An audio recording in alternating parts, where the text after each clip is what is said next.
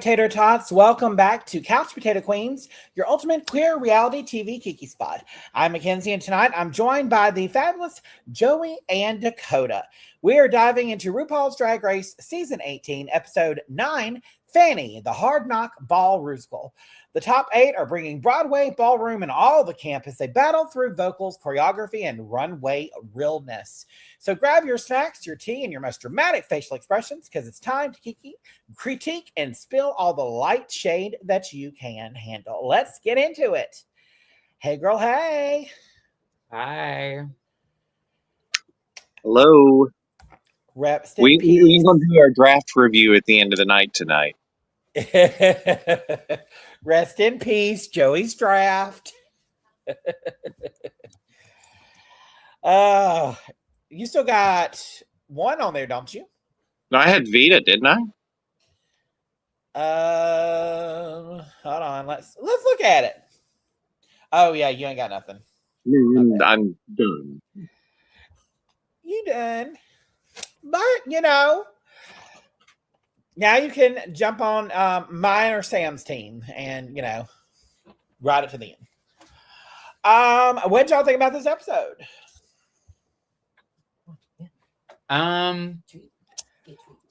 It kind of went how I expected it. The top 2 or 3 is kind of, I can't remember who I exactly said last week that I thought was going to be in the top. I definitely said Jane Don't, and I think I said maybe Mikey Meeks. I might have said those two. I know I said Jane. Well, I think we said Nene. I think we were saying Nene and Jane. Yeah. Nene and Jane. But I definitely said, I was like, I see them making Athena and Juicy lip sync because Juicy's been consecutively in the bottom.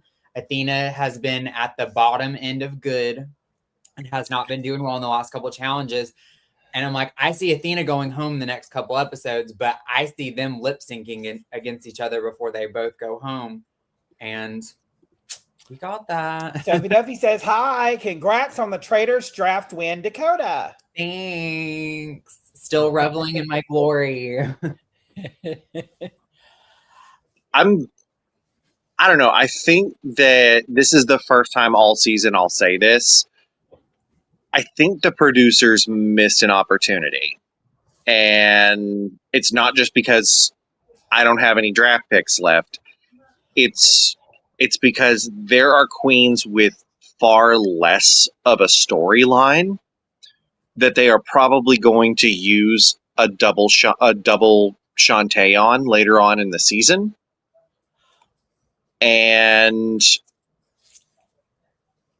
I would be most displeased if someone like, even though she's doing good, someone like Mikey or someone like Nene Coco were saved by a double win. God forbid Kenya Pleaser gets saved by a double win with her track record.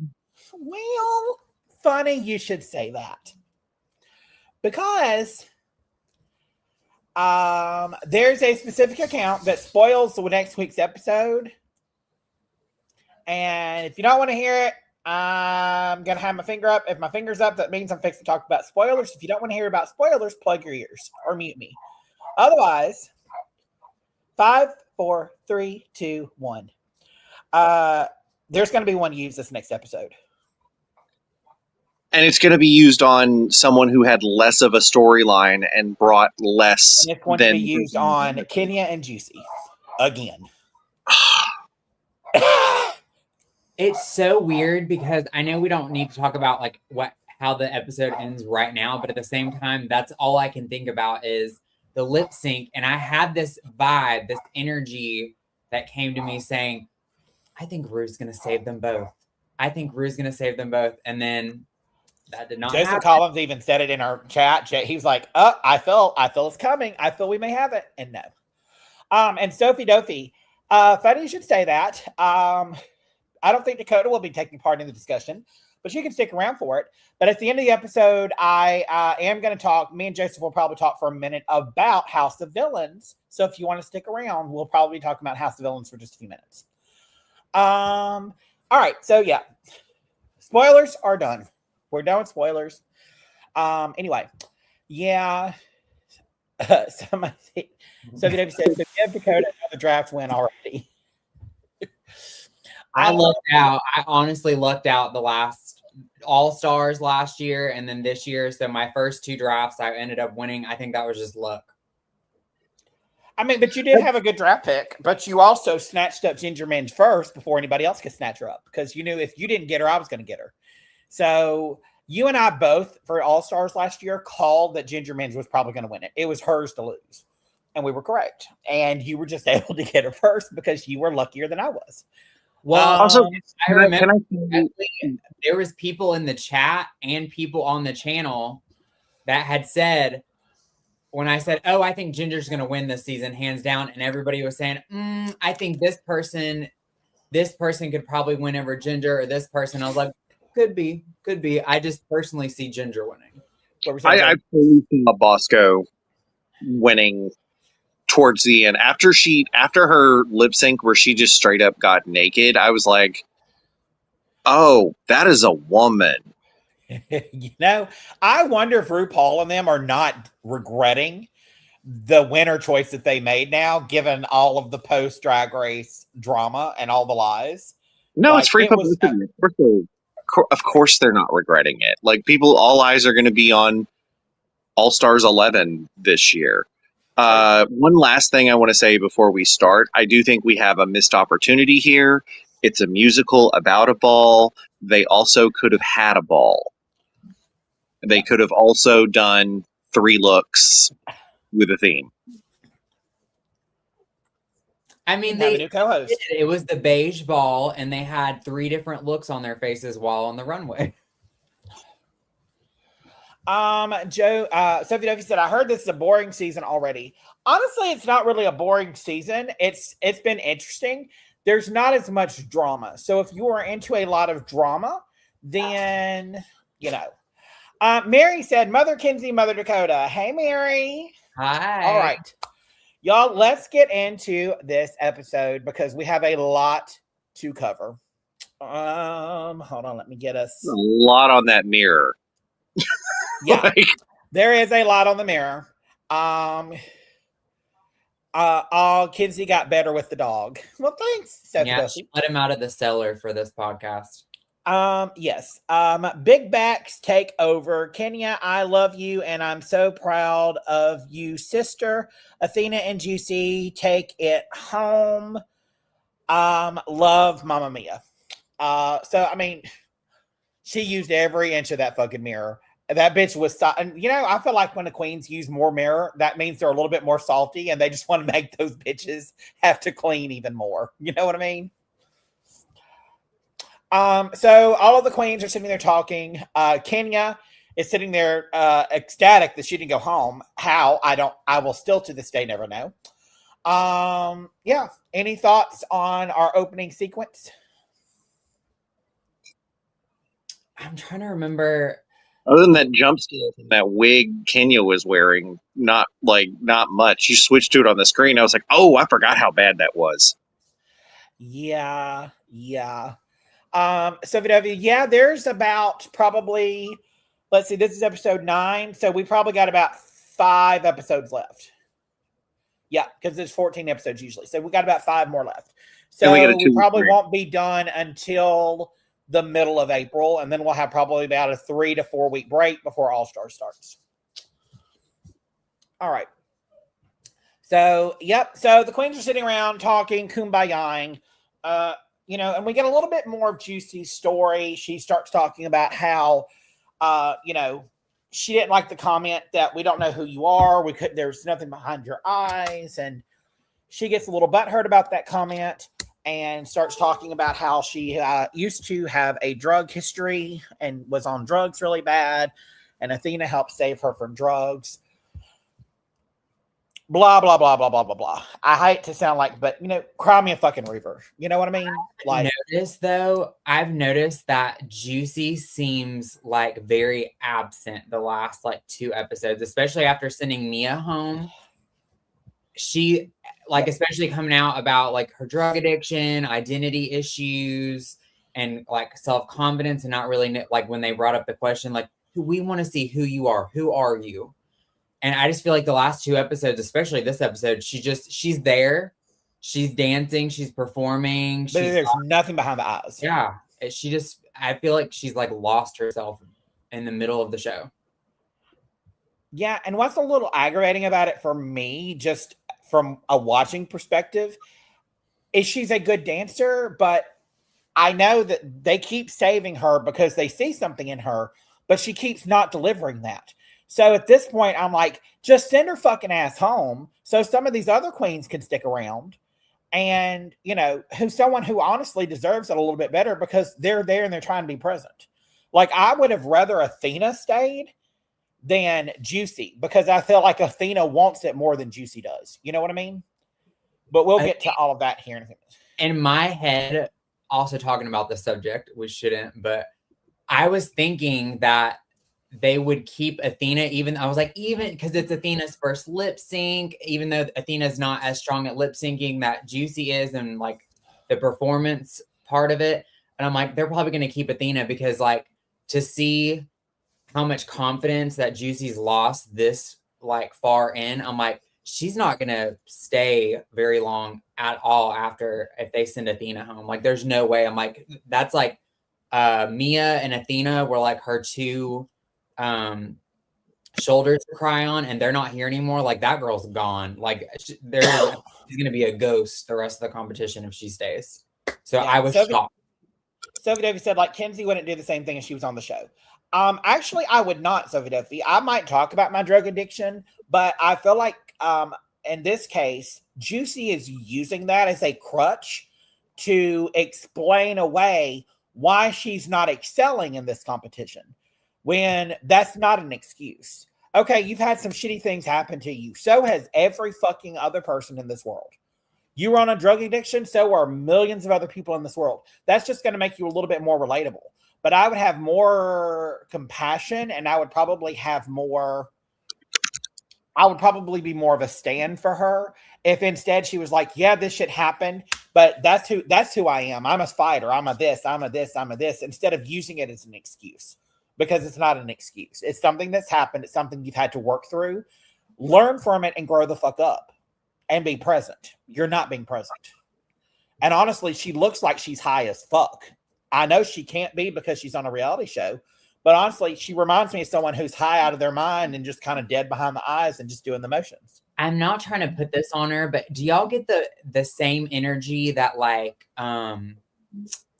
Monica Beverly Hills was giving halfway through the season when she like made her her big announcement in the middle of the show, and she was like dead behind the eyes, wasn't really like giving 100%, but she had been like kind of charismatic at the start, and then she just kind of like lost herself. I don't know why, but then there's also another person that had the same kind of like announcement later on. I'm like, I'm not going to put that on her, but like, I think Monica Beverly Hills and a combination between her and Pearl. It's like, that's the energy it's giving. Like there's something there. I'm more inclined to think something like Pearl, like maybe she overheard production saying something, or she's just kind of starting to see the hands and where the strings are being pulled. And, you know, this is what, she's 24, maybe younger. I can't remember. I think she is 24.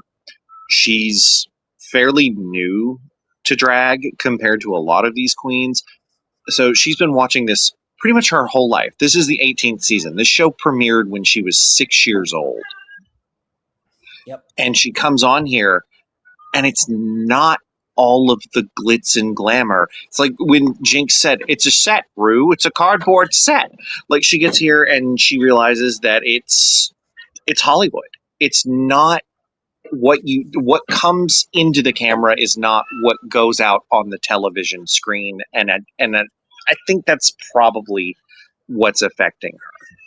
Yeah. Mary said, I'm not really rooting for anyone that's left. I disagree. There's people left that I'm still rooting for. It's just, you know, love or hate her, Athena she had this unique ability to understand, and she even covered this on Roscoe's. She talked about how she thought during the whole thing, I'm going to get no screen time. They're not going to like me. And she's probably had the most screen time of anybody. She's kind of been the narrator of the season. And so I think that's why maybe, but there's still other people, love her or hate her. Like Nene Coco has done some great stuff. Jane Don't is a great queen. So, I mean, we still got a lot of drag left, but yeah. So moving on along, is Kenzie friends with any of these queens on this show for this season? I am not. I know Vita Von Teese Star, but not friends with her. But I know her, and I think that's the only one that I know or knew of. So we RuPaul comes in, and we finally have another mini challenge. Mini challenges have somehow disappeared this entire season. So it's like if there's a sponsor, you can't have a mini challenge. Yeah, it's somehow Ru telling them instructions of the next week's challenge is somehow the mini challenge now. Yeah. So Grinder, I hardly know her. So Dakota, this will be interesting. What is Grinder? It is a gay dating app. It is a swamp. No, Mackenzie told me it is a gay.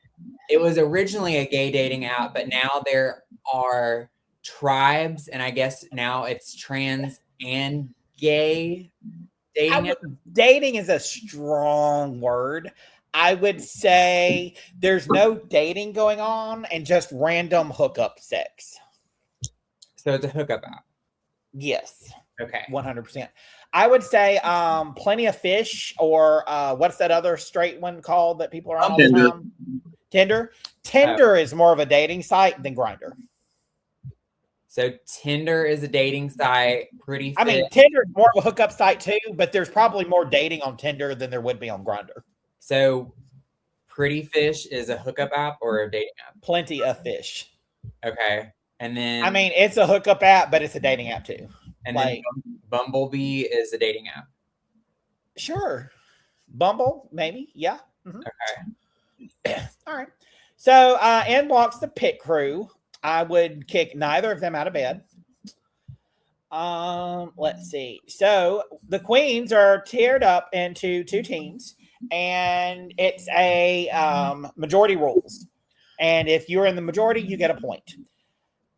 So the pit crew the pit crew in that last picture looked like Juicy's older straight football brother. Like, go to the next one. I feel like he looks like the older straight brother of Juicy. I mean, yeah, I can see it. All right, so our first question: which queen is most likely to lie and say she is verse? And all the queens chose Athena. That was funny. And so Mikey, Jane, Darlene, and Kenya each get 1 point. Next question: which queen is most likely to hook up in drag? And again, everyone says Athena. It's an ongoing thing. Even Athena says Athena. Because the third one, Athena ducks her head down, and Athena's like, oh my God. Like, before they'd even answered, she knew everyone was going to pick her. She just knew it. Next question is,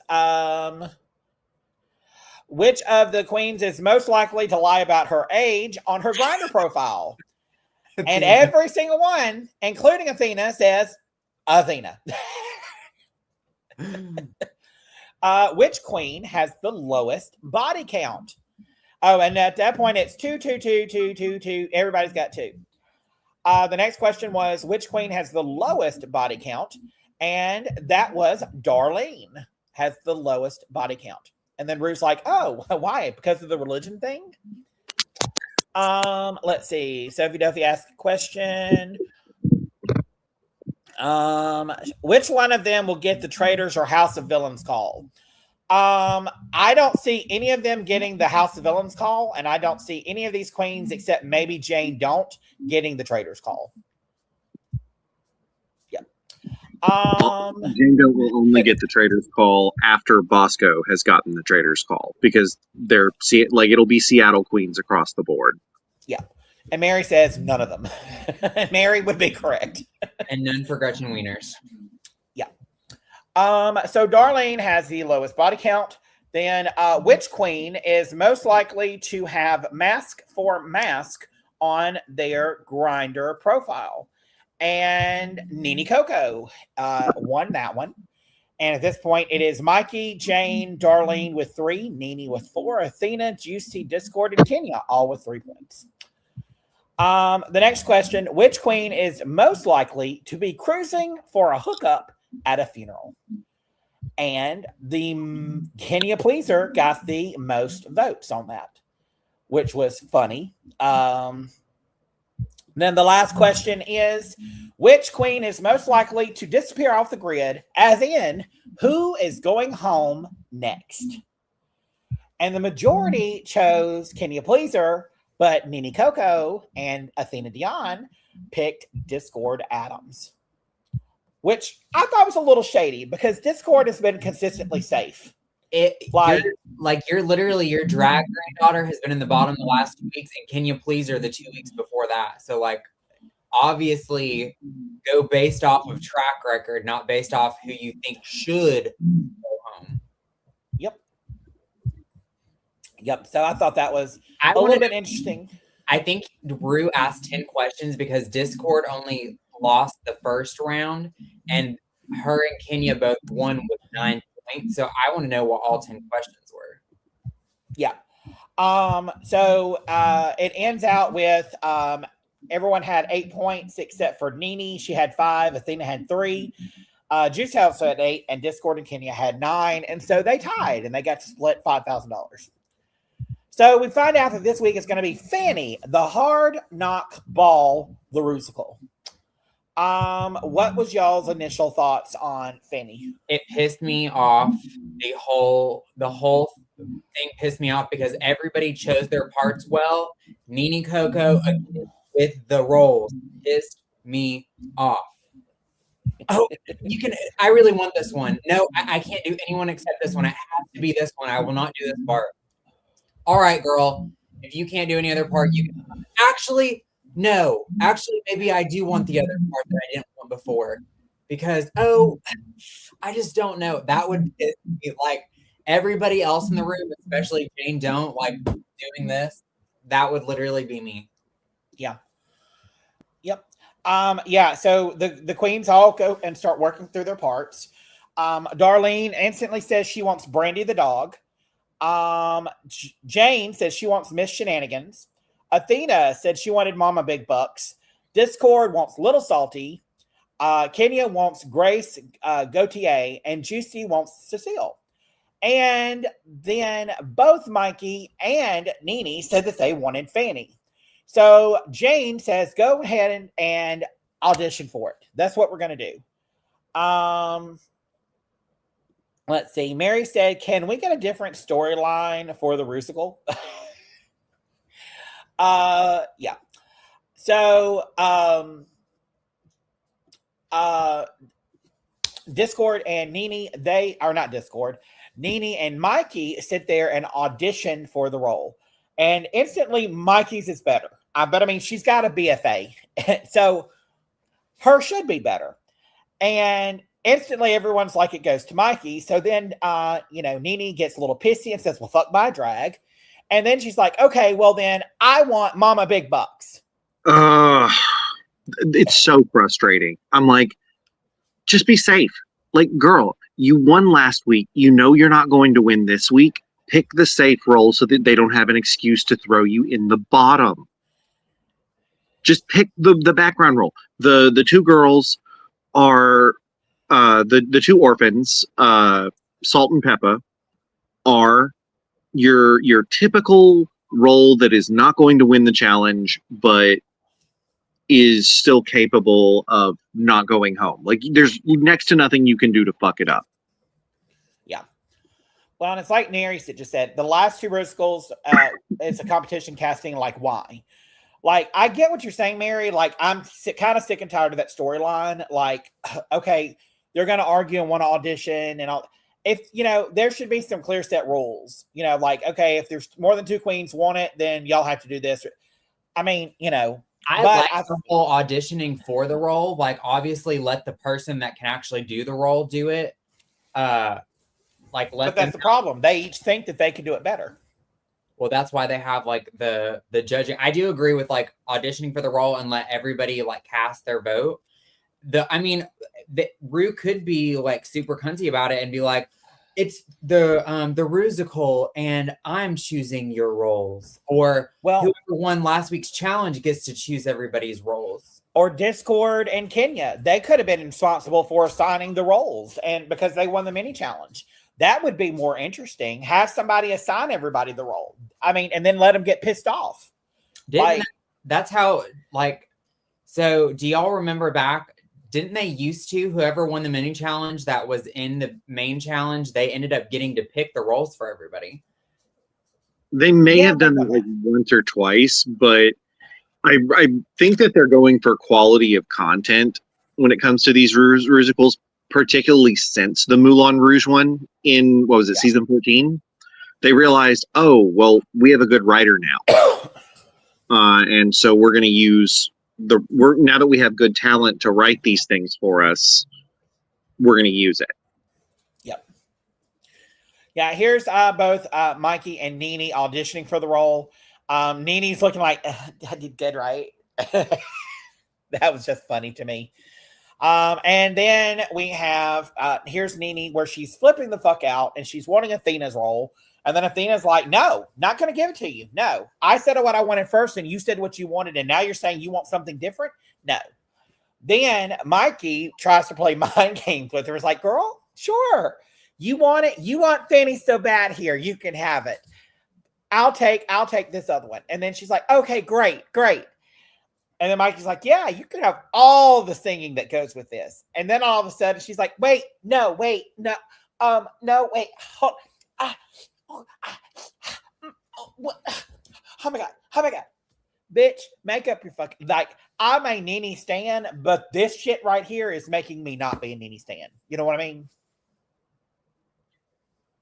Yeah. I'm sorely disappointed in everyone who has watched Jane Don't sail through this competition. Every one of them queens has seen Annie. Every one of them knows who Carol Burnett is and knows how much Ru loves Carol Burnett, how much Michelle loves Carol Burnett. And you're just going to hand that to Jane? Like, no one's going to fight her for that at all. Like, they want to lose. I'm fully convinced they just want to lose at this point. Like, no strategy. Yep. Yeah. So finally, everybody gets their roles assigned, and they go out onto the stage to do their musical run through. And I have to say, there was a few that were surprising, and there were, like Mikey, I was kind of blown away by.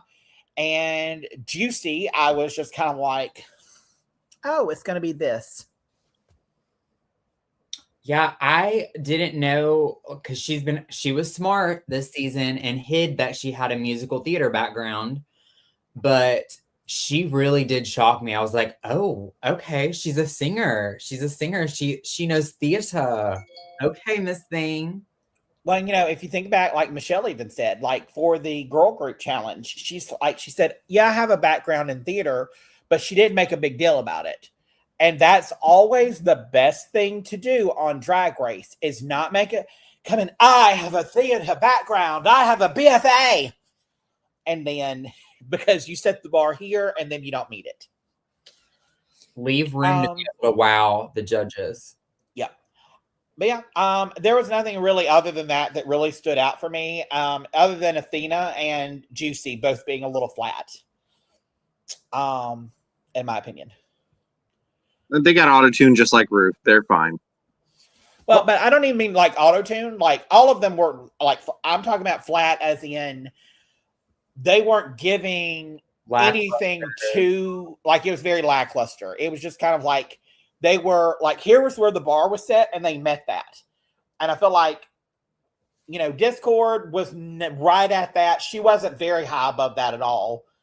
But the rest of them were kind of placed a little bit higher. They were trying, I think like they had more of a point of view of what their character was. And I think Athena could have definitely, like, ballroom's known for that like staccato tempo where like notes are very short and sharp, and she could have been more short and sharp in the way that she sang it and just had things end very flatly on the beat, giving space for some music and some movement. And it was very drawn out and long and everything, like very faithful to Annie, but not necessarily faithful to the character. Well, and the thing they have to listen is like Leland is not going to steer them wrong in this. He's wanting it to be good. So if they, and he gave several critiques. And I mean, when you do that, you just got to improve it. And I feel like some hear the critique and then they get in their head. It's not that he's trying to fuck you up. He's just trying to be like, get you to a level or try to pull it out of you. Anyway, so the queens then get on to the main stage with Carlos Basque and oh God, what was the other guy's name? Jamal Sims. Jamal Sims. And they go through all of their dance rehearsal. A fun fact that I found out from watching Roscoe's recap is that Juicy was able to watch from the side and she learned every single girl's choreography. And then if they weren't able to pick the choreography up really quick, she said, don't worry, I'll run through it with you backstage. And then she was able to run through every single person's choreography and help them nail the choreography off stage. That's some talent. You're a talented bitch. Side note, has Athena had her butt done? Because I've noticed in the workroom when she's wearing like her little shorts and stuff, when she's getting ready, I was like, okay, Miss Cardi B. I think she's wearing pads. Oh. I think that's probably a girdle with a butt pad in it. Okay. Because I've seen that shape before. Honey, she's in a muumuu half the time. Like, well, she's been wearing like Bermuda shorts and t-shirts in the workroom, and a couple of the times that they were like walking around in the workroom, I was like, her butt, like she has a very voluptuous butt. Like it's almost giving, do you want to see my cuckoo? That's like giving her shape. By the way, I just want to mention before we get into the critiques for all of this that, I mean, this was a great Rusical. It really was. However, it's like the judges said, at this point, they're having to split pussy hairs. And that's the same thing. So, I mean, if we're critiquing someone, it's just doing things that we notice as a viewer that they can improve on. We're not saying that they should be getting any hate. We're not saying they're a horrible person, blah, blah, blah. But I mean, opinions are like assholes. Everybody's got one, and that's what we're here for. So I'm a little judgy on the Rusicals because my all-time favorite Rusical was Bianca Del Rio season, where Courtney Act and Adore Delano were the leads. Amazon Airways. It was the Good Penny versus Bad Penny. Yes. Shade the Rusical. That was like my favorite Rusical. So I'm kind of judgy when it comes to the Rusicals. Not gonna lie. And I like the Footloose, or that one. That was a good one. This pretty much shares a very solid plot line and a pretty solid aesthetic with Shade the Rusical. Like young little ingenue taken in by like a drag house and then ends up having to reject it, and like it is kind of getting a little samey. Yeah. All right, so let's get started. First of all, Mama Ru has never looked so. This is the best she has looked in years. What did I tell y'all about the buttery blonde wigs, the one she wore last week and this week? She is not good. Her skin tone is so milky and gorgeous. She needs a warm, buttery blonde wig. She does not need white. She does not need monochromatic. She needs dimension. And I want her in a full gown. I know y'all hear me say it all the time, but I want Mama in a full gown and a buttery blonde wig. And you're right. Judge Collins said, I didn't watch it until a little bit later in the day. And Joseph sent to the group message, she's like, oh my God, Mama Ru has never looked so good. And then I was like, oh, now I got to watch. Yeah, no, it was good. And normally I think to myself, like, whatever, Raven's doing the wardrobe or someone else is doing her wardrobe. This feels like older something she would have worn between seasons 4 and 6. Like this feels right. This is correct. Yeah, I want her in pageant evening gown attire every week. Like the gloves. Yep. Yeah, we don't need to see Mama's little chicken legs with her little mini hip pads. I don't know what the fuck was going on with Michelle. I hate that pink on her. From the waist up, it looks good, but from the waist down, it looks bad. It's like the boys dressed alike, and then Michelle tried to compliment Rue's dress, like with that color. Then we have Jamal Sands and Benny Blanco, who looking fine. Benny Blanco? Mm-hmm. He's married to Selena, right? Selena Gomez. Yeah. I think so. And I love his shoes have bows on them. I just noticed that. His shoes have bows on them. I think he's wearing heels. Yeah. Oh, wow. Hold on. Yeah, there has been I had always heard that Benny was like openly like pan, but then I looked it up the other day and it said that he has never like openly come out as that, and I was just like, oh, I've seen him at red carpets with a man who is not a coworker, so I just assumed that like through the years that he was like pan or something. He likes to play with gender stereotypes. He doesn't want to be boxed in. I mean, look at Dennis Rodman. Dennis Rodman had the most fun dressing in the 90s out of everyone. Like everyone was so uptight, and here's Rodman in a dress. Speaking of Dennis Rodman, that's exactly what that suit reminds me of, right there on the left, like with all the animal print. I love an animal print suit. Like you're never gonna get me to hate on an animal print suit on a man. So the Fannie, the Hard Knock Ball gets kicked off. Hold on, let me get our little ticker here going. So we're going to rate these off of Make It Rain, Tip It $1, or Smoke Break. Before we get started, do you know what a fanny is in Britain?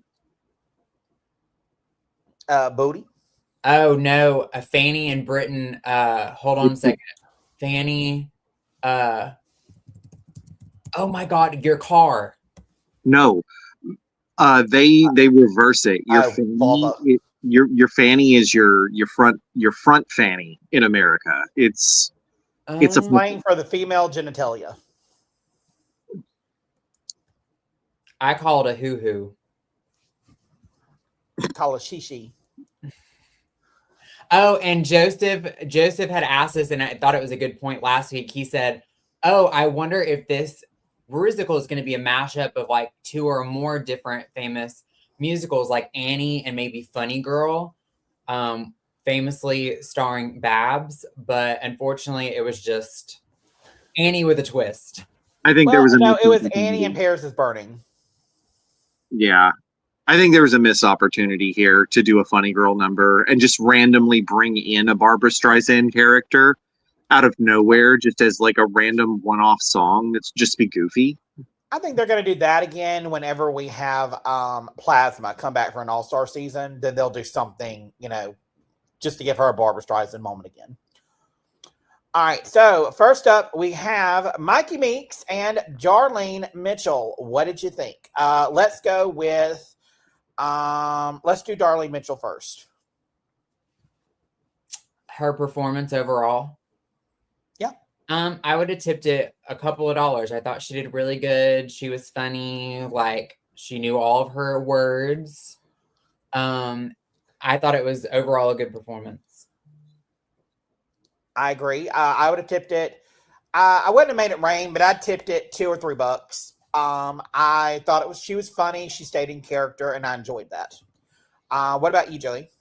I'd have made it rain, and honestly, this would have been in my top 3. And I'm very shocked that she didn't get critiques, because this was really, really, really good for Darlene. I feel like she could have gone, you know, in order to make it rank for me and maybe to have got critiques, she would have had to have hammed it up a little bit more and done a little bit more doggy style. And I don't even know how, but I mean, it just needed to be a little bit more, you know. It was, but to me, it was a safe thing. Well, she said that dancing wasn't her forte and that she had missed a couple of steps. So she said that she was just going to camp it up as much as possible to like hide the fact that she wasn't the best dancer. So I think that probably played into it a little bit too. Yeah. But overall, I mean, it was entertaining, more so than some other queens, but we'll get to them in a minute. So next up, we're going to talk about Mikey Meeks. What did y'all think about Mikey, Joey? That wig is crunchy. She borrowed it. I think she had. No, she didn't borrow it. They were supplied to them. All of it was supplied. She borrowed that from Can You Pleaser. They did her so dirty with that wig. Like it could have been redder. It looks like it looks like a mop after you do the floors. Like it is bad. It's a muddy red color. Like it is not. That is not Annie. Other than that, she was fabulous. She was phenomenal. And in order to not get sued, I think they can't go really Annie with it. They had to do something. They had to be off with it, you know. Otherwise, you're looking at a lawsuit. Huh? Well, yeah. I mean, they get away with a lot, but I think the distinctive red color. Yeah. Yeah. You're probably right.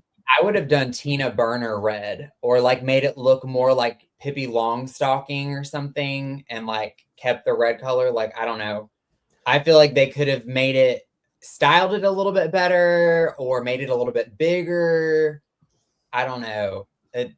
I feel like the wig did not do her any favors. Granted, it is but we're not judging based off of the look. Yeah. We're just going to be judging this based off of the performance. Her performance was phenomenal. Her makeup was great too. I know she did that on her own though. So like I will give her compliments on, and same with Darlene. Her makeup is always good. Like she knows her face and how to paint for her face. And Darlene too. That's another thing I just didn't even comment on. Yes. Like the perfectly placed spot. It like the black spot going from her nose to her mouth. It was gorgeous. Like so what would you do for Mikey? Make it rain. 1000%. Make it rain. Same with you, Dakota. Mm-hmm. Cool. Yep. I would also make it rain. I thought that she did very, very good. It was and I enjoyed hearing her voice. And it's like they said, like, she really needs to put her BFA to work. And I think after this, she probably will.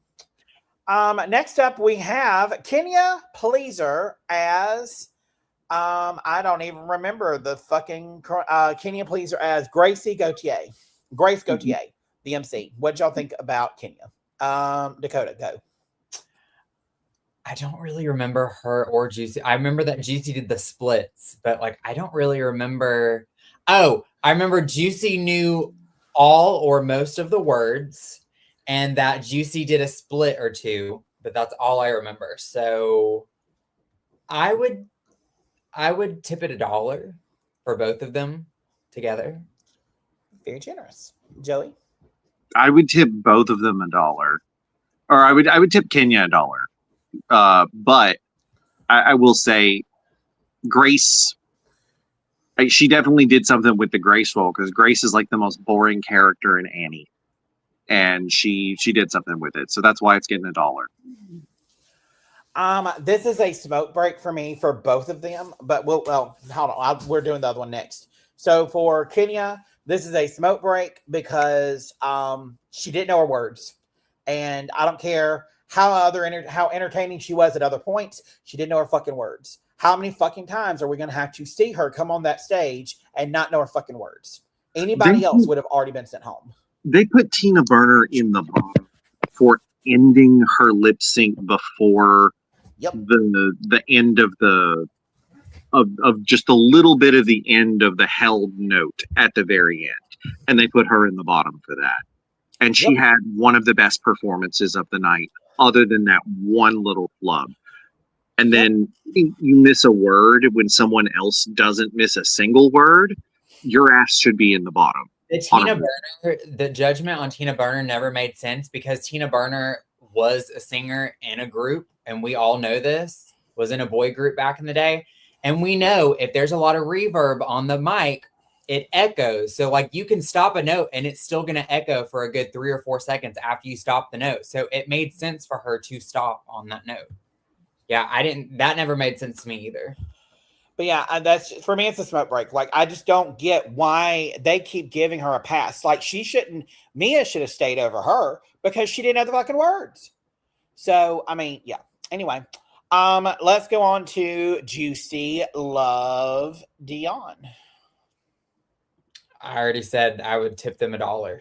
Oh, so. Yeah.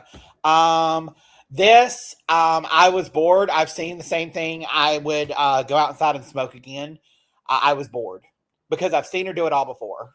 Like once you do the little flip landing into the split, that's cute 1 or 2 times. But then when I see it every single fucking time, it's like, girl, good for you. Next up we have Miss Athena Dion. It was so crazy to see them try to teach Mariah Carey a 2-step. That's what this was giving.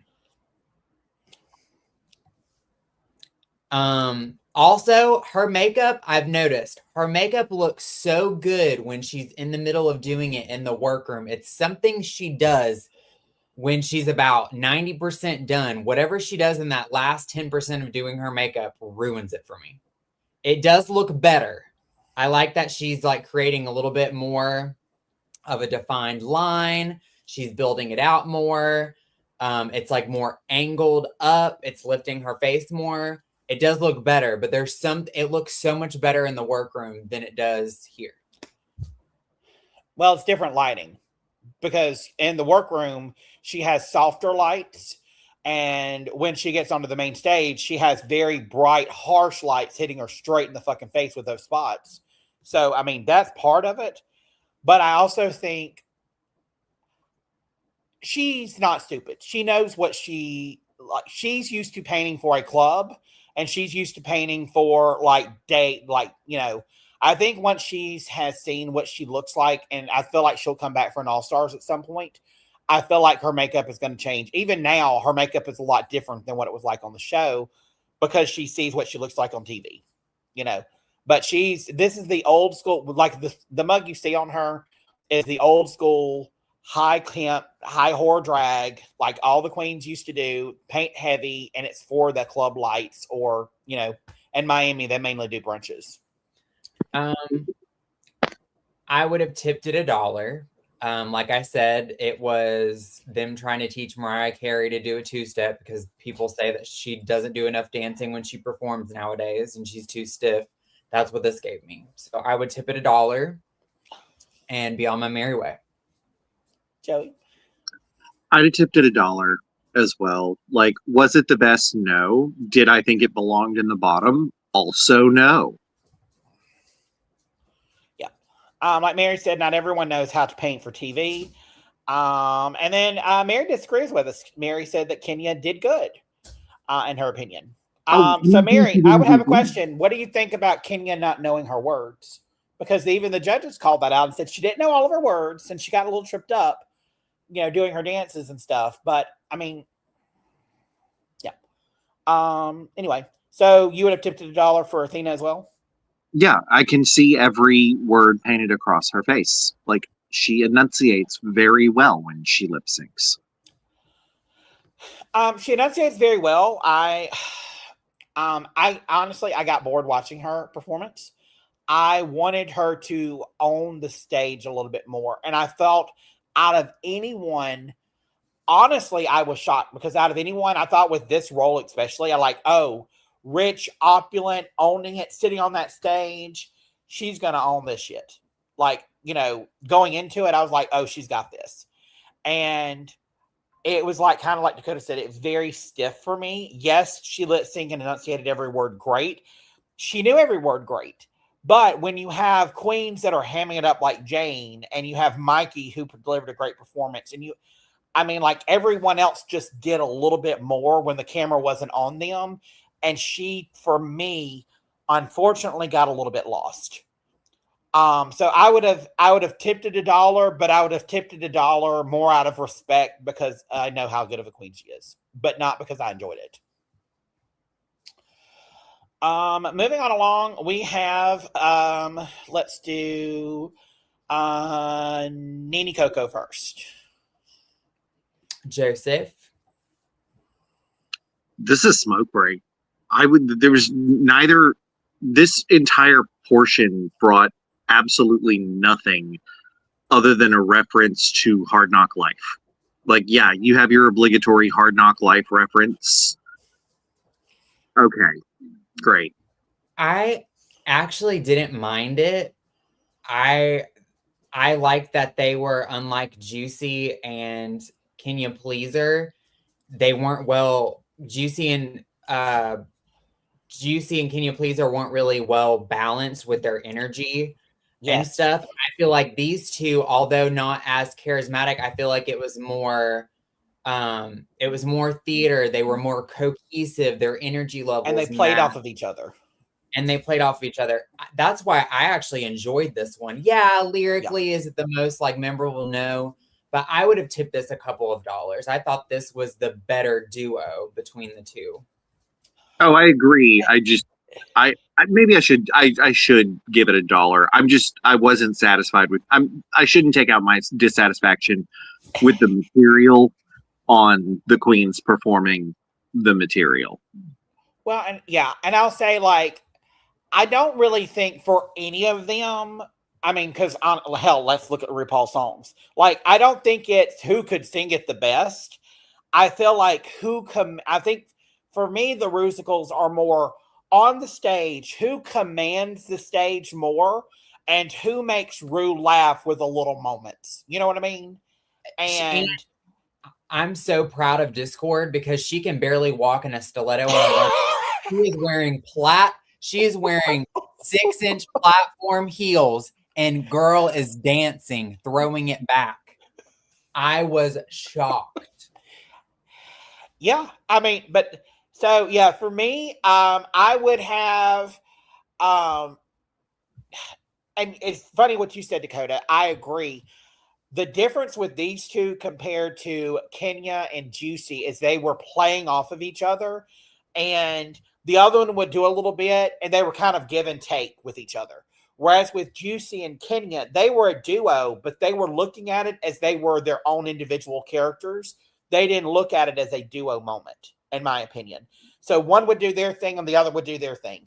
Kenya was more in character for the whole thing of it, but it was more like Juicy was trying to just hit little, But with this one, I did thoroughly enjoy it. The lyrics, I can't even remember what they said other than it's 11 o'clock or Miss Flanagan and stick a pin in her or something like that.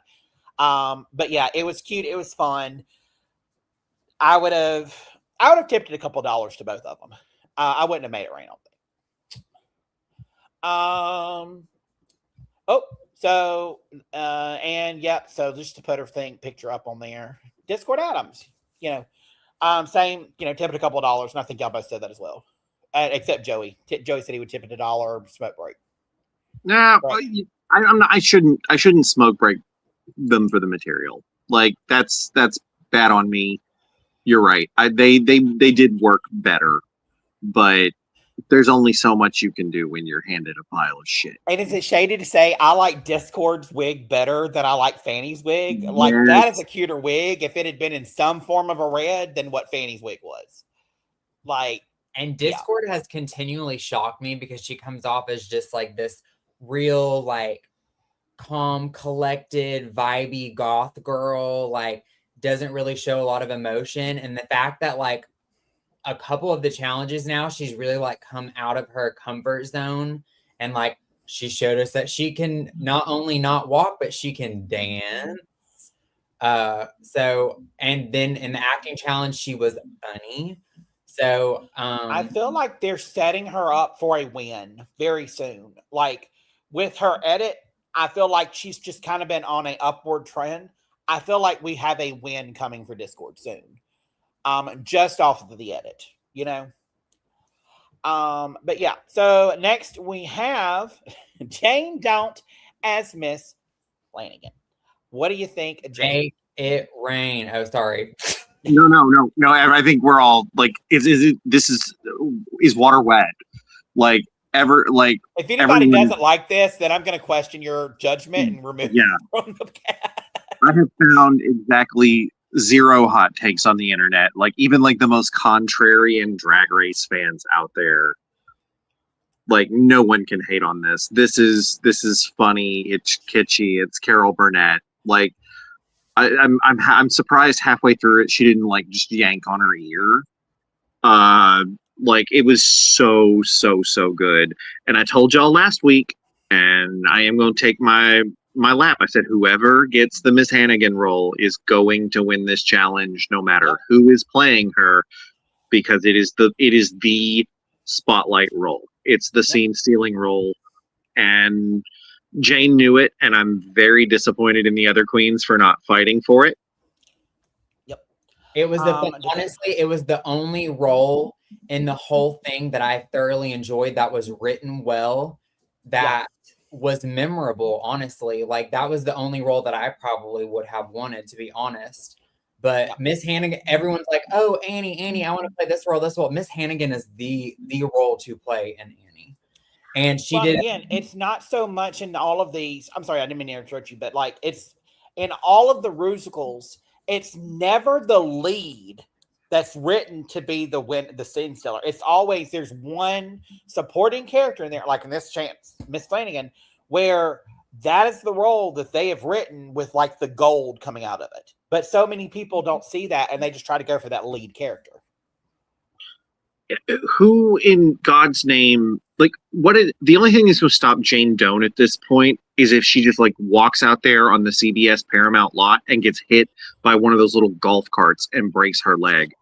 That is the only thing that is going to interfere with with Jane Doan just steamrolling through this competition. Well, we'll get to that here in a little bit. I've got a graph that shows everyone's placements and just like, yeah. But she's doing great. So you Make It Rain, Dakota? Yes, I Make It Rain 100%. My favorite. Yeah, I agree. Yeah, she was hilarious. By the way, her makeup here, like, this is what I wish Athena was doing with her makeup. Like, the blush is very blended. It's not like just a hard line. I mean, you know what I mean? Like Athena's is just very hard lines, and I wish it was more blended out. But yeah, I mean, I think she can paint a lot softer because Jane has softer features as a boy, whereas Athena she's wearing just as much makeup most times as Athena is. The difference is she knows how to paint for stage and for like TV. Yeah, Athena, I think because Athena is such a handsome man, I think she's just always learned to paint darker. She is. Athena is a very handsome man. And handsome man is just a polite way of saying a brick. Yes, it is. I mean, cover girl does not cover boy. So she has learned the old school way of you paint dark. Like Jinx Monsoon in her season, she's like, when people said that I needed to wear what I can't remember exactly what they said. Oh, you need to blend your makeup more. She's like, I all of a sudden meant like when I thought they meant more makeup and paint it darker. So I would put more makeup on and paint even darker. That's why my makeup got progressively worse on the show, because when they said, oh, we want you to blend more or you need to do this, she's like, I just thought put more makeup on, do it darker. Yep. All right. So, and then we get to the end of the ball, and Fannie chooses not to join Daddy Warbucks. Halcyon decides to do her own. The end. Yay. Yeah. I mean, I would say it was a good Rusical. I would say everybody did a great job. Is it one that I'm going to remember from here on out and be like, wow, that's a Rusical you should watch? No. I will remember Discord's dancing, and I will remember Athena's stiffness. Because I was like, did they import like one of the like historical Italian statues from Greece to perform for Athena? Like, what's going on? Live from the Parthenon. It's Athena Dion. All right, let's get into ranking the runways. The runways were Beige Against the Machine. So it was a beige themed runway. And first up, we have Mikey Meeks. What did you think, Joey? Is this latex? I can't tell if this is latex or it's vinyl. It's gorgeous. It is latex. It is absolutely gorgeous. I'm mopping this for sure. It's the most high fashion I've seen her look this season. Yes. Like, this is runway for her. So I love this. I would mop it as well. I love it. And we were talking about her makeup earlier. I don't love her makeup here. Her makeup does not look as glamorous as it normally does. I don't know if it's because she was rushed or she still had stuff on from Fannie. I don't know. And I don't like this hair with it. But I would still mop this. I think she was trying to go editorial, so that's why she blocked out her brow. And then she, instead of doing liner, she just blended out her eyeshadow to make it lighter and more smoky. I think that's what she was going. She was going for like runway, editorial, slick back hair, no eyebrow, that kind of vibe, which is unlike her. This earring choice too is phenomenal. It's just the blockiness of it. Like, it gives very corporate. Like she's definitely going like businesswoman, like Italian fashion house type something. And I love that it was versatile because she was able to unzip the jacket. But honestly, I wish she had left the jacket zipped. I liked it better when it was zipped up, But yeah, overall, great look. And like you said, Dakota, this is the best she's looked. Next up, we have Miss Darlene Mitchell. Dakota, what'd you think? This reminds me of her red look when they were doing it was giving very runway, almost like Betsy Johnson runway. I love this. This is like a kind of what Lisa Rinna wore to a runway show a couple months ago, and it was like a big blue cartoon-esque looking dress with the shoes. It's like that and Chanel Had a Love Child. Like, that's what this is giving me. I actually really love this. Like, it's kooky. I would personally wear it, but I love this for her. And it is very, very, very designer, very runway. I would mop it. Like, I love this. Joey? It's a paper doll. I love, this feels like a paper doll. Like, just this is what our parents had. She knows Ru's going to get the reference because that was one of the things, Ru doesn't predate Barbie as far as I know. But they still had paper dolls in the 60s and 70s. And you would just dress them up in these little fashion outfits. They'd have the big shoulders and the exaggerated legs. And the only thing that mattered was the face. You just kind of glued everything else on there. I love this. This is a Muppet for sure. I do love it. I like you said, the paper doll aspect of it.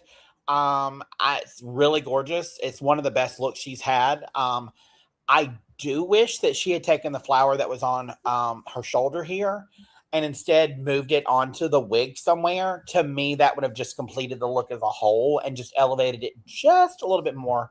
But other than that, love it. She looks good. And I love seeing her drag. Next up, we have Kenya Pleaser. What do you think? I'll go first on this one. She's gorgeous. Again, seen this hair 15 million fucking times. Like, girl, get a different wig. I wish it would have been bigger. I mean, and I've said that before, but she should have worn this hair a couple of challenges ago for something else. While the gown is gorgeous, if you really looked at the gown when it was zooming in on some parts, all the way down the seams of it, the seams were wrinkled and bunched up, where it was, not smooth. So I wish she had taken a steamer to this dress. I don't know if it was the fabric or the way that it was made, but it was not made well because the seams are bunching up. So for that, I'm going to give it a popcorn pass. Dakota, what do you think? I love this dress from the waist up. Like, I love the concept of the Yes. dress. I do love this version of the wig. It's giving very like Foxy Cleopatra. I do love this from the waist up. From the waist down, not so much, but I do love this from the waist up. So I would, what would I give this? I'm just gonna give it a meh, like a popcorn pass. Yeah. And like you said, the top half, I agree 100%.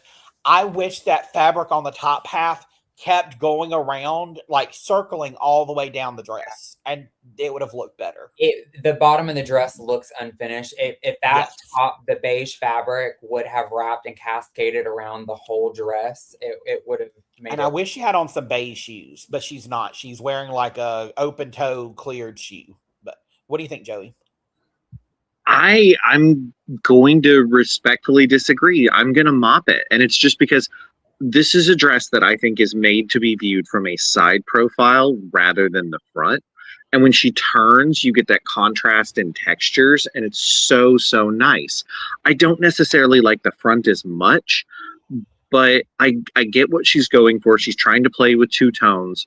I love the accessories. I like the big hair. I would prefer, maybe bigger hair, but I'm gonna mop it. I like it. Yep. I do love her makeup here, though. Like that, her makeup has been some of the best makeup. This is the perfect dress for Ru to wear behind the judging table, because she can comfortably sit down in it. Very true. Next up, we have Juicy Love Dion. What do you think, Joey? Why do people hate this dress? This is a mop it. It's very LV. It's very like jellyfish. I like it. I mean, it suits her body well. She fits into it well. It hits the floor, and like it checks all the boxes.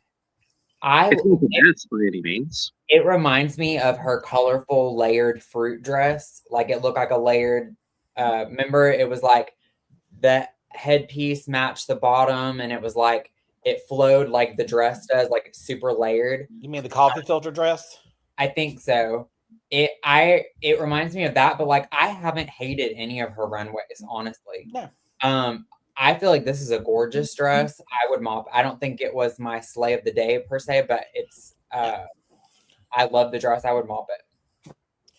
Yeah, I agree. I would mop this dress as well. And I find it very interesting. Like, she's a dancer and she says she loves performing and stuff. Hey, Bentley. Hey, Bentley. Yo, baby. But like, look at her eyes. I see more of light and soul in her eyes right here than I do when she's performing and on, doing what she claims that she loves. So I don't know if maybe there's some trauma behind dancing or something that when she does it, it's just like, but it's almost like the soul is sucked out of her. Like, but I don't know. It's just very interesting that when she's modeling it on stage, it's like we get a different side of her, and yeah, I would mop this for sure. I couldn't fit my fat ass body into it. And it would look like, honestly, it looks like a dress of vaginas is what it looks like. I think the competition's starting to get to her. I think that's what, at the end of the day, that's what it is. She was not made out for competitive television. Like, she just doesn't have it in her. And, yeah, doesn't have it in her yet. I don't know that she ever will. I feel like she's too tenderhearted. Next up, we have Miss Athena Dion. I will start off. The judges loved it. Girl, burlap is so hard to work with. And there was one or two times where they zoomed in and they were doing her shady because they zoomed in and you saw like black underpinnings underneath it. I don't like how it was You see the very front on the left, or where on her right side it's sticking out, but the left side is in. It was just kind of misshapen. I did not. And I mean, she's had some gorgeous looks, and I think that she thought this was going to be something else than what it was. So for this, it is just a popcorn pass for me. It's not horrible, but it's not the best thing that she's worn down that runway. Like, I would have liked her owl look for beige or something, done more of like an owly beige look, but what do you think, Joey? I like the nod to Demeter with the wheat. She's still going with the Greek references. I don't know. I just love the way it stacks.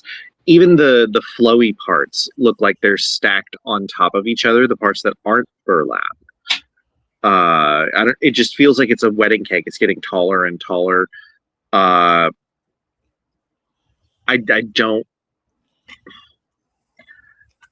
I'm going to have to give it a popcorn pass because it's still just a lot. I feel like maybe remove the wheat if you're going to do the headpiece. Well, like she said, she even said it in her runway. I say put something on, put everything on, and don't remove anything. Some people say less is more, but I believe more is more. Yes. Always put one more thing on. Yes. But that's why she is a successful queen and not a successful fashion model. Yeah. It's because queens, at the end of the day, when they're off this stage and they're no longer doing this television show, they're going to be performing in places, they're going to be booked, and it's more is more, like, period, across the board. They'll come out in an inflatable panda suit and just like. But this at a club, like you said, this at a club would, bring the house down. This would. I think that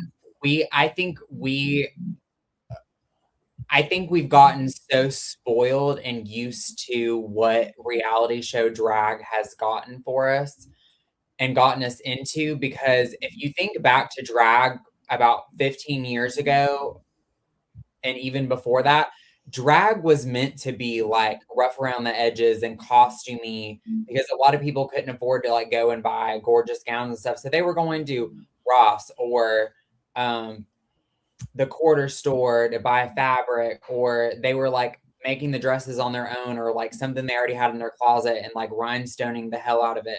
It wasn't runway ready clothing. And that's what so much of drag has gotten into for reality show TV, is that's what everybody expects now, is they want every drag queen to look like they just got off the runway for Thierry Mugler. And that is, I think we've all gotten spoiled to that. So I think I try not to be so harsh. Sometimes I'm more harsh than others, but I try to think back. I'm like, this is not what drag is. This is what reality show drag has become, but this is not the essence of what real drag is. This is what Athena is wearing right now, is like the essence of like real drag. Unfortunately, it's just not suited to the reality show runway. Yeah, I love the concept of this. If they were doing the all-female cast of The Wizard of Oz and she was the Scarecrow, this is what she would wear. If she would have taken the train off of the dress and made it more like a beige Judy Jetson 60s theme dress, and then taken the two pampas grass sticks off of her chest, I think it would have been a gorgeous dress. Or turned the bottom part of the dress into what the train looked like. Or the two, like you just said, the two little things shooting up. If she had done that on like a neck piece behind her, almost like how Jane's outfit kind of wrapped around her, and done almost like a queen's collar, like I wore for my Mardi Gras stuff, like of wheat behind her, that would have been gorgeous. She is more is more, and I love a girl that is more is more, because I love that concept, more is more. And this is going to show a lot of what we're saying has to do with the fact that I guess I don't want to speak for all of us, but I think I can, saying we respect her and her house and what she brings to the drag world, and like her place in it. and we understand where she's coming from. Whether or not that translates to television, she's still an institution, and she deserves a little bit of great amount of love. To be fair to her, like, you know, when you're getting ready for something like Drag Race, you have a list of these runways, and I'm sure in her mind she thought, "Oh my God, this would be fierce." But I feel like now that she's seen it, and you know, she would be like, "Oh, I would change this, and this." You know, have to think in a club where everybody's wearing jeans and a t-shirt. She walked out in this, she would cause a riot walking out on stage in this. But for the runway on a national television show, like, we're so spoiled to the fact that we've seen girls literally wear things straight off of the runway of a famous designer. It isn't. But I feel like if she would edit this look a little bit, just like some of her other dresses, just make a couple of little edits to it, they would have been so much better. Yep. All right. Moving on along, we have Discord Adams. And we start off with the Discord cam straight off the bat, because she could not walk in this. But here is her look. And she played with the judges. She's like, "I'm coming, mama. I'm coming." Hi, Riley. Oh, you saw her peeking in? Say hi. Hi. That's why if you guys see my head turning this whole episode, it's because she keeps peeking in the door at my parents' house. She's gotten so big. She just turned 5 yesterday. Happy birthday, Rye. Happy birthday. All right. What do you think about this, Joey? I don't hate it as much as the judges. This is a mop-it to me. I love how whimsical this is. Like, it's like there was a lot of choices in the judging this week, I will say. Like, a lot of choices of, we just got to stuff someone somewhere. We got to find a reason to do it. So what would you do? So mop-it. What about you, Dakota? I thought that this looked like a collection from Mikey Meek and Kenya Pleaser and Discords. Their outfits all complemented each other really well with the fabric and the design on them. Like the latex from Mikey Meek's and then the design on Kenya Pleaser's. This all looked like a designer's collection and a play on different outfits. I did like this. Yeah, like the under fabric, you know, is shiny because it's latex, and the maybe it didn't go together that well, like the tone. But overall, I love this, so I would mop this. Yeah, I agree. I would have mopped it. I think what added to the character of the dress is that she couldn't walk in it. But even though she couldn't walk in it, it was the best she has ever walked on the main stage of RuPaul's Drag Race, except for when she danced on it earlier in this episode. So I would have mopped this. I love how she did her hair. I love that it was to the side. And one of the things I love about her in particular this season is that, especially with her hair, she is one of the few queens that we see different hair each and every week. I have never seen the same hair on her. Or if I haven't clocked it. And I've clocked that on a Nene Coco, Kenya Pleaser, Athena, Dion, Juicy Love Dion. I mean, a lot of them keep wearing the same shit. So, yeah, I am thoroughly enjoying watching her, and I would say I would mop it. And it is a high mop it. Next, we have Miss Nene Coco. I'll start off with this one. I enjoyed the look. I don't know. There's just something about it that I wish I saw more cleavage or more skin on the top. I get what she was going with. I love the little, I didn't even think about it, but like her boots, those are white boots. All she did is put a pair of pantyhose over them. But I would mop it, but it's a low mop it. This looked like, again, I felt like they were all kind of matching collections. I thought this looked like a male business version of Athena's dress. Yeah. So I would mop it. Joey? I love how deliberately ratty it looks. Like, you can tell, like, attention was paid to where to have the frayed fabric. I will say it's not a pinstripe, no matter how much she wants to say it's a pinstripe. It's just a horizontal stripe. Yeah. Just because there's a horizontal stripe on A suit silhouette does not make it a pinstripe. Pinstripes are tiny. They are there's space between them, but they are very small, and they create a very distinct, very pleasing pattern. This just looks like the same pattern as far as the spacing that I could get on a blouse. It's very, very good though. It's a moppet for me. I love, well, I already said moppet. I do love that the boots turn into a thigh high that look like pants, and then she wore the unhemmed moth-eaten type fabric, and she had it fringed in from like a shirt to a dress. I love this look. Where do the boots disappear? I like she's blended. She's doing something here. There's some sorcery going on. Like it looks like one continuous piece. Well, yeah, it's thigh-high boots, and so, but it's thigh-high white boots, and she's wearing pantyhose over the boots. Okay. Yeah. So that's why, yeah. Next we have Miss Jane Don't. The Grand. The Grand, I think I can safely say for all of this, this is a fucking slay of the day. Absolutely. Like, no. Oh, why don't you come up and see me sometime? Oh. It was not even close. It was not close. Rich shit. Like if I was there and like walking out on stage, I'd been like, well, goddamn. Well, you won this episode. Like everyone should have already known that she was winning. You don't beat around the bush, do you, Mia West? I beat around the bush all the time. What are you talking about? I went to the venereal clinic. Play of the day, y'all. The fact that she was able to win a challenge and get to wear this, like, there's no stopping her at this point, because normally, you know, there's at least some level of closeness where it's like, maybe her runway might keep her out of getting this win. There's some suspense. There was no suspense. She was not going to be stopped. This is gorgeous. I feel like with her fashion taste, like she reminds me a lot of Jinx Monsoon.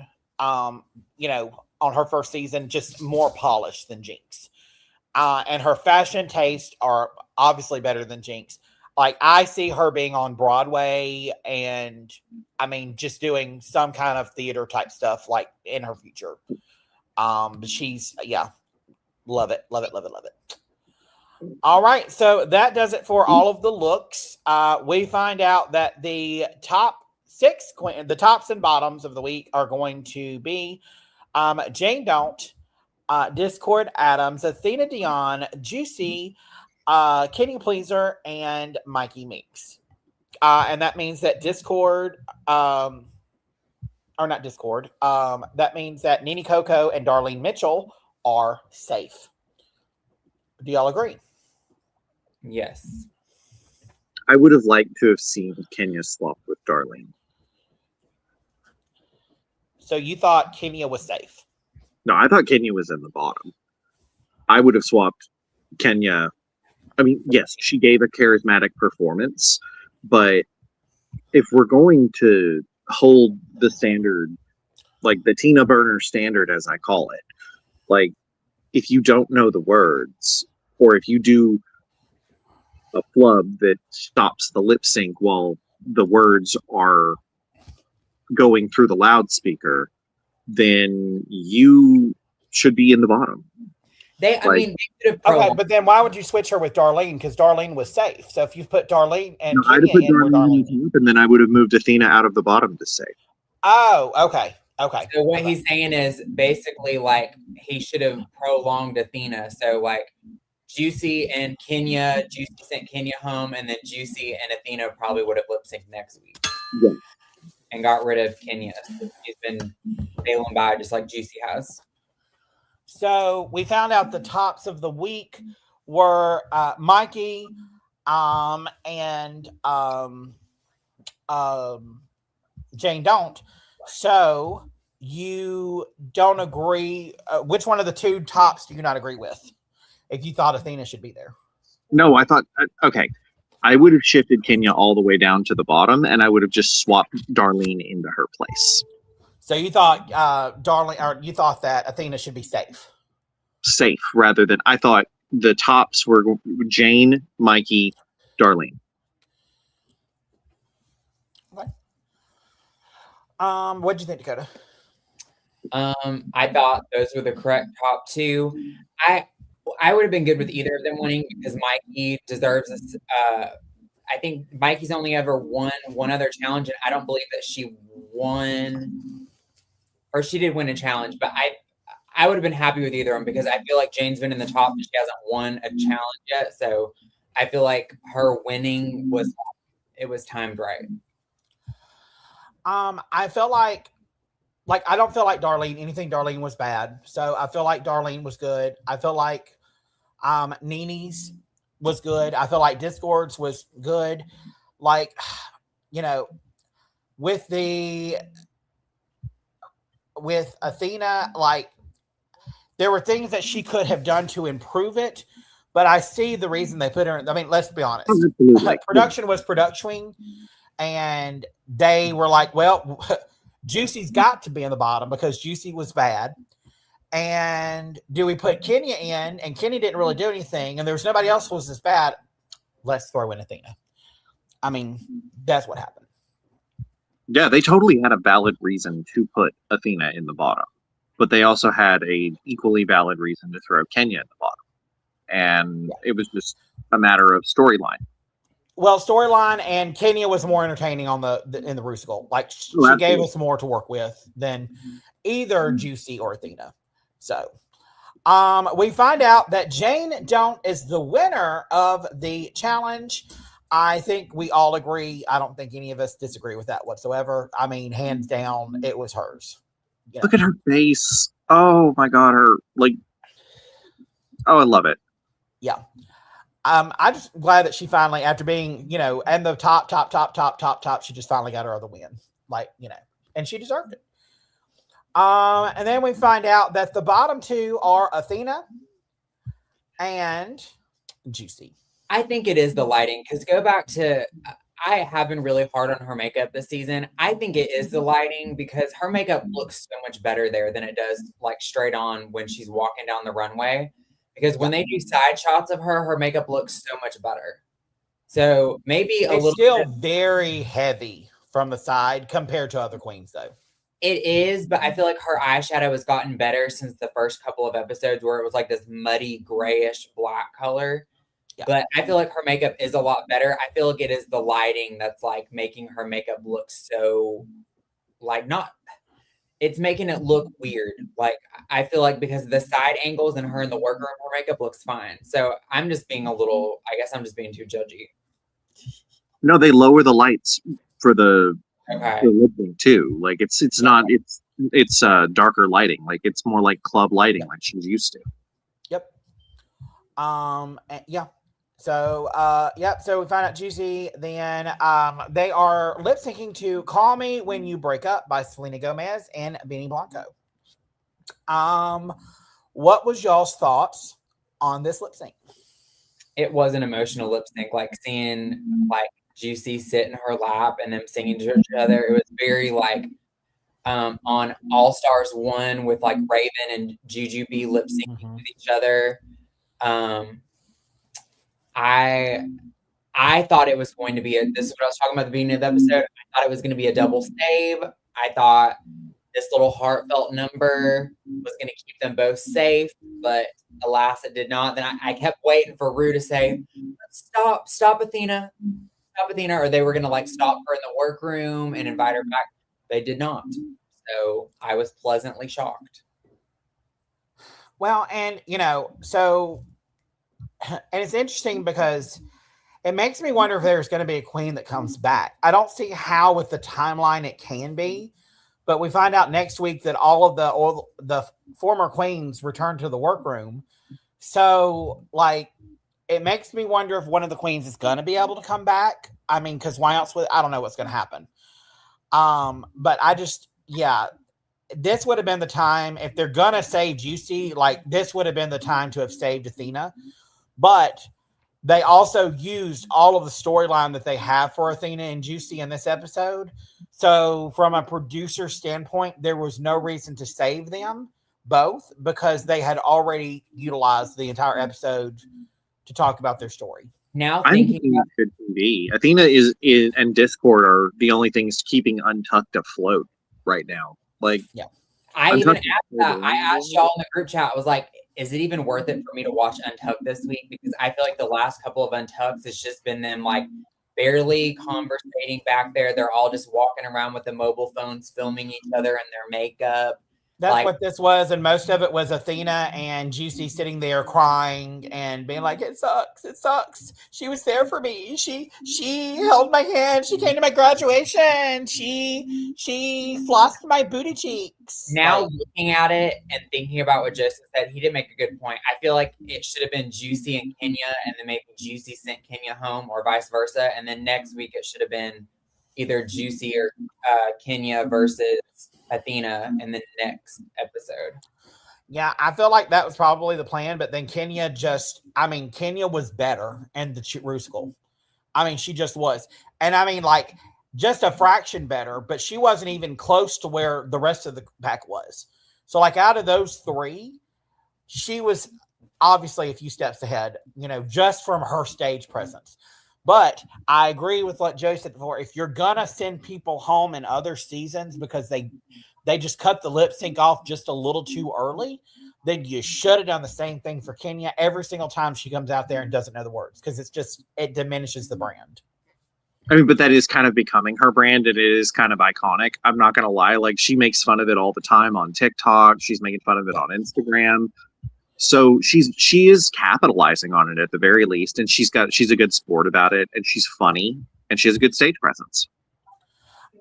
Then we find out that Athena is sashaying away, and she goes to the end of the runway and she gives a little, farewell speech. May your Prosecco always be chilled on ice. May you always sit in first class, and may you always, I forgot what else she said, but it was cute. And then we have her writing her goodbye message. So, then next week we're going to have, let's see. Next week will be Drag in a Bag. RuPaul will throw a spectacular curveball at the queens with the third design challenge of the season, and legendary supermodel Amon will be the guest judge. And then the episode after that will be episode 11, and it is going to be a toast, and it will be a toast to Alyssa Edwards. Oh my, this is going to be the episode of the season. Amon. Back roll. Amon is like every supermodel's favorite supermodel. Like, Amon is like the epitome of a supermodel. She was married to David Bowie.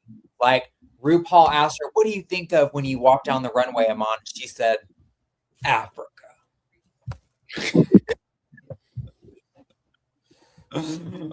That bitch is funny. So let's see.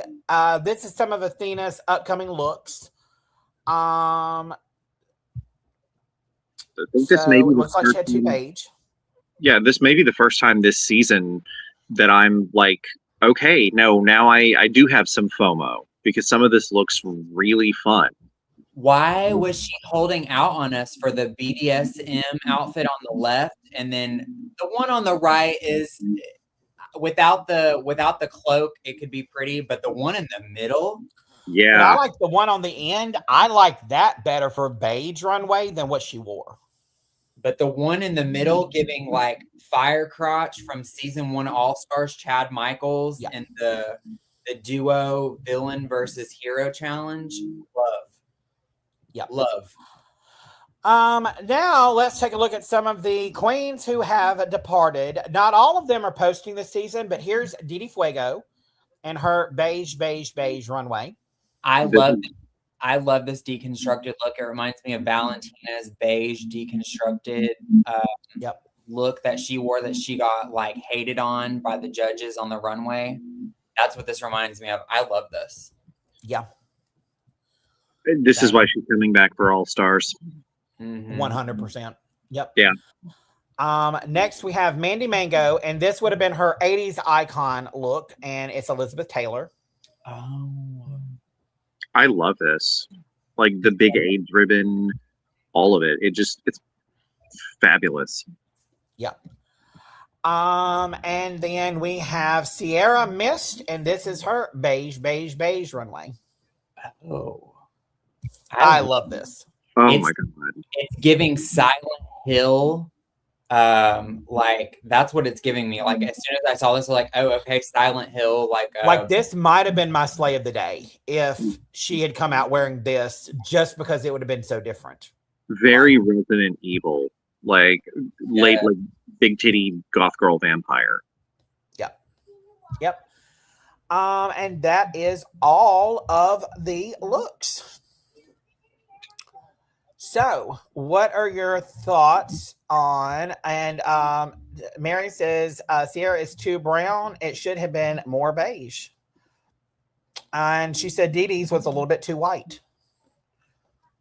I think it was a beige runway, but I think the prompt was you had to wear like neutrals, anywhere from cream to brown. I think that was the prompt.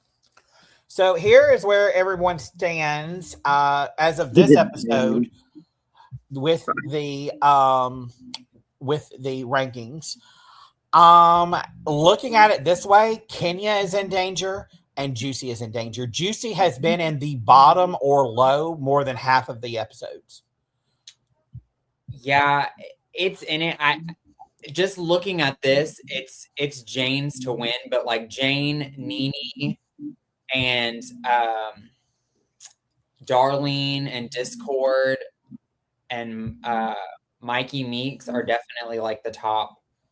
I would say like the top 4 or 5.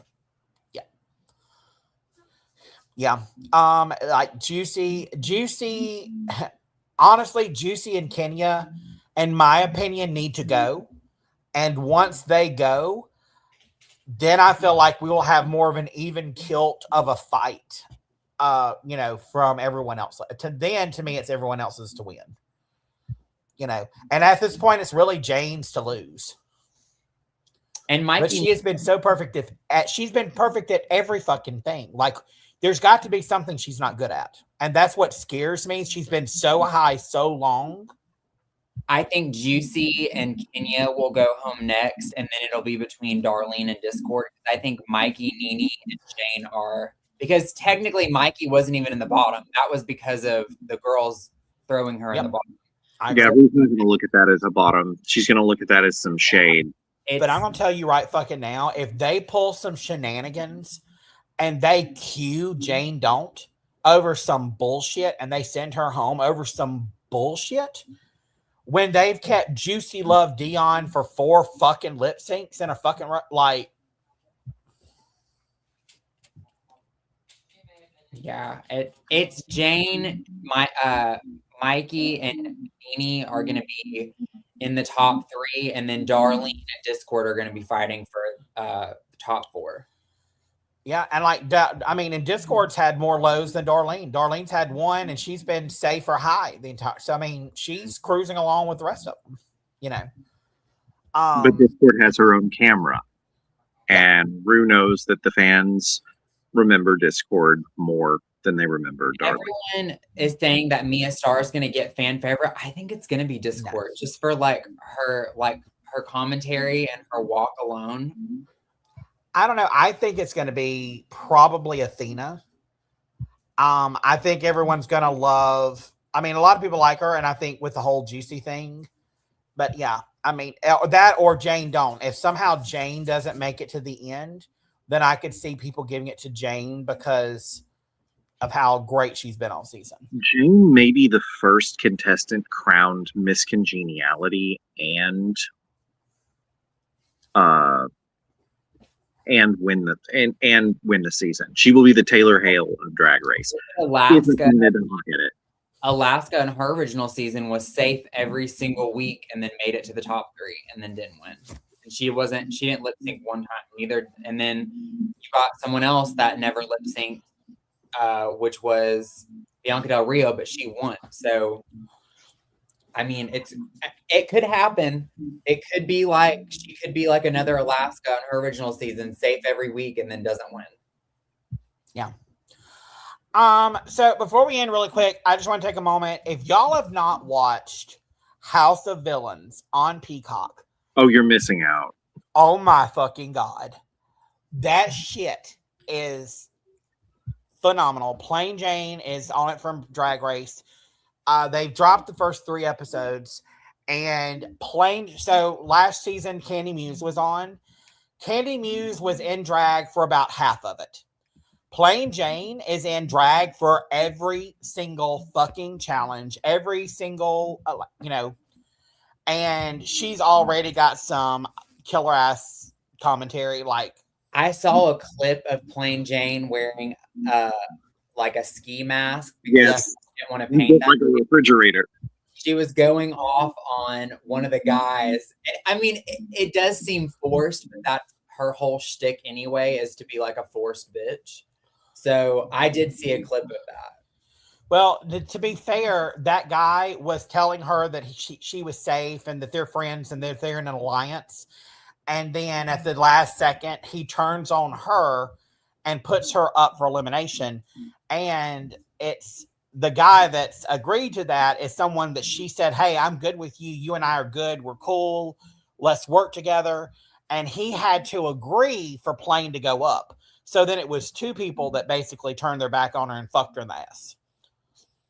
So, but I mean, every single one of the villains, when they get put up there, they all go off and say something a little bit crazy. That's just kind of part of the show. New York set the standard with the first episode, you're demon possessed. Second episode, you're I'm not going to say it, but we've all heard the clip. There's a lot of C's or there. Candy Muse telling him that you look like a prolapsed asshole. So, I'm not. House of Villains is fun. It's not really worthy of an entire podcast episode. Like, I think me may try to do like 1 episode where we talk about the season as a whole, but it's just there's just too much funny. I mean, it's a little bit too crazy. But Dakota, not to say you got to do the podcast, but you need to watch it just for the hilariousness of the whole thing. Yeah, you would die laughing. In videos, like I've seen Tiffany Pollard's where she goes off on Omarosa. Like I've seen. Mary said, "Hot guy with no neck." They need to release 2 episodes a week. Yeah. But yeah, it's fun to watch. It's definitely, you can tell they got some money too because things have been upgraded a little bit, and they tease about that throughout the whole thing. But it's just very camp and it's lighthearted and it's just kind of like stupid. So, Jesse Tannenbaum, take note. Very successful reality shows tend to have smaller casts. Your best seasons of Big Brother had somewhere between 12 and 14 people. Because people can connect with a smaller cast more than a bigger cast. You can. Yeah. And before we go tonight, I want to bring up so if you are living under a rock, Kansas has passed a new law that has devalidated every birth certificate and all of the driver's license for anyone who is trans. And they are trying to basically erase any person that is trans. There's a lawsuit going for it. So I just say that to say to everyone, a lot of times people want to eliminate the T from LGBTQIA+, but you would have no LGBTQIA+ without the T because they're the ones that threw the first bricks at Stonewall. So do your history. And you can throw the trans community under the bus if you want to, but once the trans community is gone, and trust me, they're a very small portion of the community, who do you think they're going to come after next? So wake up, people. Everyone's rights is about to be taken away because you're just sitting back and allowing it to happen. We all need to fight for everyone's rights regardless. And I don't normally like to get very political on this, but this is something that has kind of pissed me off. You have to look at the bigger picture. There are 340 million Americans in the United States alone. Trans women and trans men, not non-binary people, we're going to exclude them from this ratio, but trans women and trans men make up less than 1.5 million out of 340 million people. There are less than 800,000 trans women in the United States. Yep. So it'd be really, really easy for them to try to erase us. So, And what does it look like they're doing right now? State by state, little by little. The only time that I've ever had the thought of erasing trans women is when I play a hero shooter, and I'm like, you can't all be good at these games. Like, I'm playing Mortal Kombat too. Like, you can't be good at hero shooters and fighting games. Y'all gotta go. Like, y'all gotta go. Glad to know that I am not a gamer and I am not good at playing video games. So, like, I'm the odd one out. But yeah, but no, my rights were bought and paid for by trans women throwing bricks at cops. Mm-hmm. But watch it, because that's not the only rights that they're trying to erase right now. They're trying to take away women's rights to vote because they're trying to pass this Voter ID Act, which on the top looks great. But if you dig down into it, it says that if your name differs from your birth certificate, then you have to have all of the documentation showing why. And so if you've gotten married and you now have a legal name, your husband's last name on your ID, which most women do, then you're going to have your marriage license. If you've gotten divorced, you're going to have your divorce certificate. Who has those papers readily available to you? Which would affect 50% of women in the United States that are married. And so, God forbid you're someone like Liz Taylor and you got like 8 husbands. But then you're going to have one for every single. So you're going to have a big pile of documents. And that's not even enough. You can then go to the voting poll and sit down and show them everything, and they can still say, I don't think you have enough documentation, and refuse your vote. So wake up, people. Wake up. And that's if we're all here because Iran could blow us all over the face of the earth because they're pissed off because we killed their leader. Illegally. Anyway, that's all the political that you're going to get from me today. Do y'all got anything else y'all want to talk about? No, ma'am. Well, y'all won't see us again until next Sunday night because we are done with this 2 shit a week thing. The Bachelorette comes out the end of the month, and we will probably be covering that, but we will let you know closer to that once we have more details for it. So Joey, where can everyone follow you at on social media? You can follow me at Nosferatu22425 on Blue Sky, where I will be tweeting a lot about Survivor. We've got a really good season of Survivor this year. And you'll see all of my weird thirsty tweets from last night during SNL. Dakota, where can they follow you at? At It's Dakota Rain across all social media platforms. And y'all can follow me on Kenzie_reality on Instagram, TikTok, and X. And while you're out there, make sure that you like the Couch Potato Queens on Facebook. You can follow us on Twitter at Couch Potato QWNZ. Instagram, you can also subscribe to our channel here on YouTube at Couch Potato Queens. Make sure while you're there to like, comment, and subscribe. And if you haven't already, hit that bell notification button so that you can be notified every time that we go live. You can also visit our website at www.couchpotatoqueens.com. And if you have content that you want to send to us, or if you want to contact any of us or do a collaboration, you can email us at info@couchpotatoqueens.com. And like I said, we will be back here next week, same time, same place, to talk about RuPaul's Drag Race Season 18, Episode 10, the Design Challenge. And until then, it's a wrap, tater tots. This is in the books, full of camp, charisma, and couture chaos. We have laughed, we've gasped, and we've definitely served some shade along the way. Huge thanks to my co-host Joey and Dakota for bringing all the hot takes tonight. Remember, you guys, to like, comment, and subscribe so you don't miss a single moment of your favorite queer reality TV podcast fam. And most importantly, remember, y'all, to always wear your crowns. Bye, y'all.